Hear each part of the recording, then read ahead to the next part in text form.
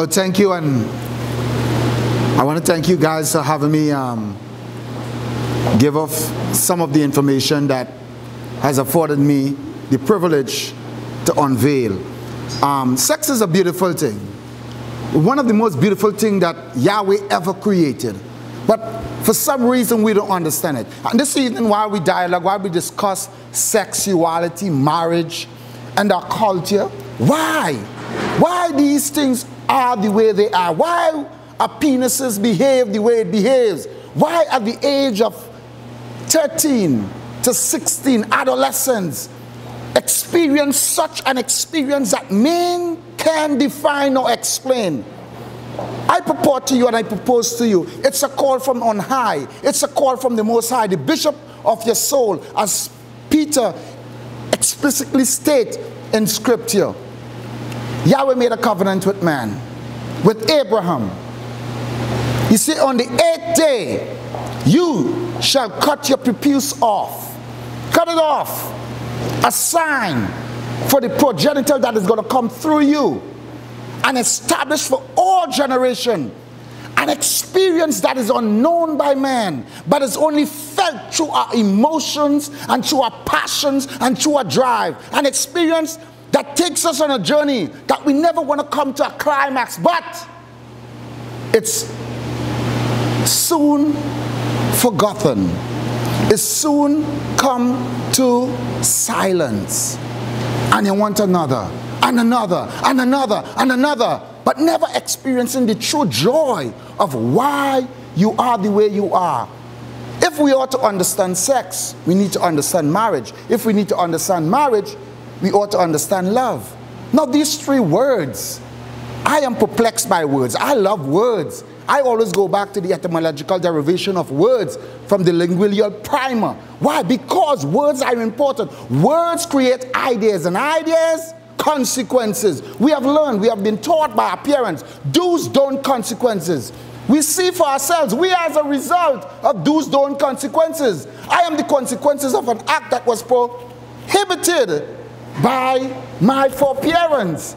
As a result of do's, don't consequences, here I am. A joy, an expression of beauty and love, but shame in reality of one's present. Why is this? Why are we so tabooed about that which the Lord crowned with a significant covenant on the man's genital, his penis, that brings to remembrance the actual glory and the face of man? I am here to disclose to you and prove to you that sex was created by God. Sex is the actual essence of Yahweh, as he said in John chapter 14. If you abide in him, he will abide in you. And as he said also in Matthew chapter 7, he said, many shall come in the last days and say, Master, I've done this, I've cast out demons, I've done this, and all the other. But he will say, depart from me, I never knew you. And that word, they knew, it speaks about intimacy. It goes right back to Genesis, when the Bible says, and Adam knew Eve. What is that? It must be dialogue. Get my book.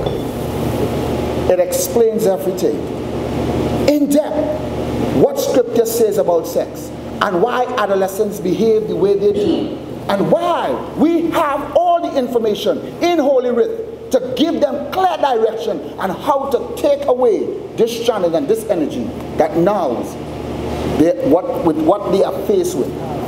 We have let society grab hold of that aspect of our human element. We as human beings, we are relational creatures. No matter what we do, we're relational. And what the church has done, and we hear it resoundingly this evening, have divorced ourselves from a human aspect of our being, that psychological aspect of our very existence. And if we don't connect, naturally we need to connect.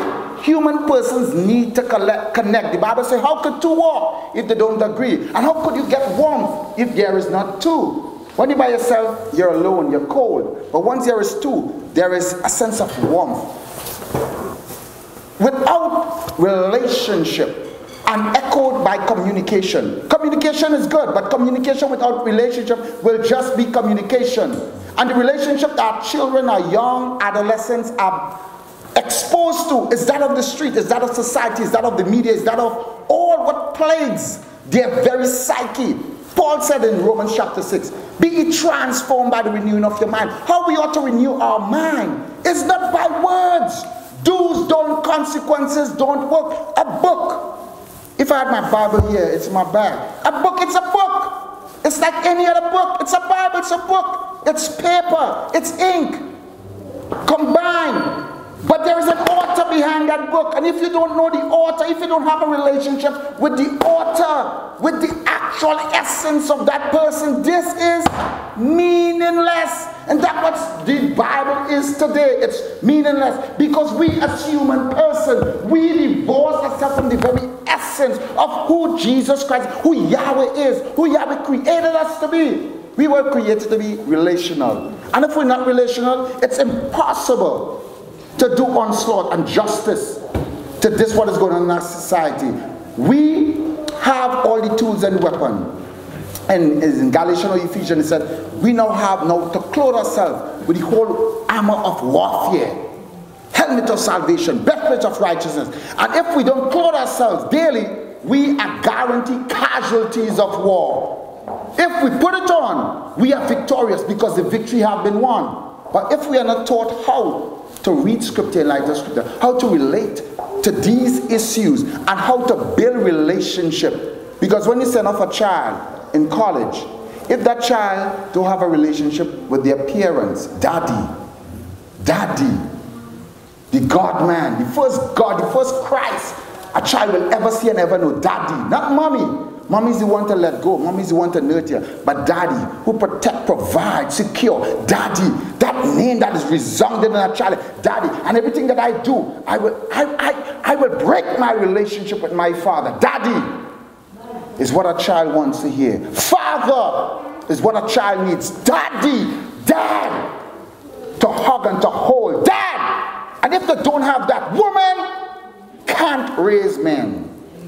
Women can't. It's impossible. They're trying, but we've seen a result of it for years and years. Men ought to take their position. Men ought to take and hold the seed. The first time you find that word for seed, resh, in the Bible, resh, which speaks about head, the emerging head in the Hebrew context. We as men, we have the seed of life. And it only realized in a woman. It's only brought into this domain through a woman. The ideas that we possess is realized by our wives. Is realized through a woman. But if it's not taught properly, that relationship is going to be devoid here and it's going to be devoid there. Because none of us have never seen God. To us, it's just a mythical, some sort of genie, some sort of idea that is never tangible. And once that is not realized here through us, God is going to be so far removed from us that we who know God, who have a relationship with this Yahweh, we got to make it real for our children so that when they go off, they remember. Teach them to remember when they lay down, when they rise up, when they walk, when they talk. Teach them. Deuteronomy chapter 6 and verse 4. Teach them. If we don't do it, a child is so well structured when they're small, when they're young. They have a sense of fear. And that fear is a reverential fear towards Yahweh. And if the parents don't infuse that fear towards Him who created us, that fear is going to be towards what? Nothing. Children today have no fear. Because that idea, that fear has not been cultivated into the true essence of who we ought to fear. Our reverential fear of the true and living Yahweh, Jesus Christ, the Holy Spirit.